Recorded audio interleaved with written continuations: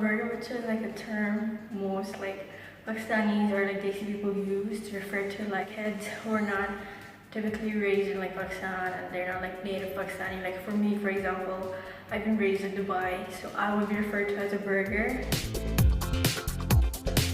And I think burger bacha came from like most people, the most Pakistanis would refer to the dish bun kebab, whereas more westernized people would say burger. So I think that's where the joke is from.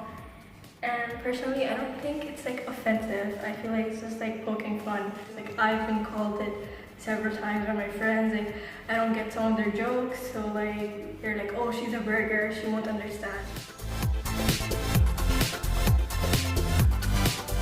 عايش واسمك مجلوء ومنعزل.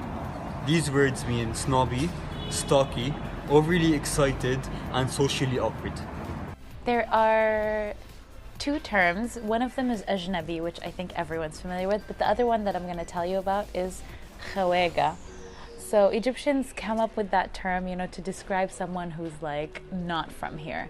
So I get that all the time when I go there. Although I'm full Egyptian, my grandma kind of started it calling me that, and then everyone else in the family would, just because I wasn't Arabic enough for them. So khawega is basically their like slang term for you're a foreigner, but it's in an endearing way, not in like a derogatory way. So yeah. We call them G.I. Joe kids. It's my niece and nephews who were born and raised in US, and whenever they come home for visits, we always refer to them as the G.I. Joe kids. I live in the northern part of Philippines. My province is Pampanga, and it is one of the biggest US Naval Force base. It's in Clark Field. There's a lot of like US Americans that time. I think it's in 1990 if I'm not mistaken. I think that's where the G.I. Joe kids came from, actually. No, I've not heard of that term before. I have been called an inglesera though, and they use it as a derogatory term. But I found that for me, it has given me an edge when I'm looking for a job, and you know, because like whether we'd like to admit it or not, there is an unconscious bias when it comes to English accents or American accents or whatever.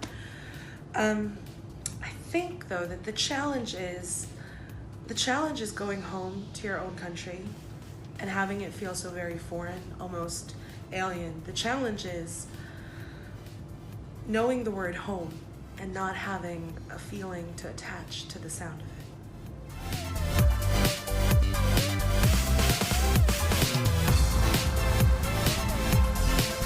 These kids will have access to cultural experiences that they do not have in their home country.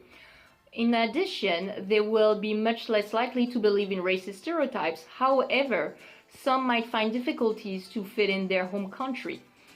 And every day there are more and more third culture kids that are born, hopefully making this world a more open-minded one.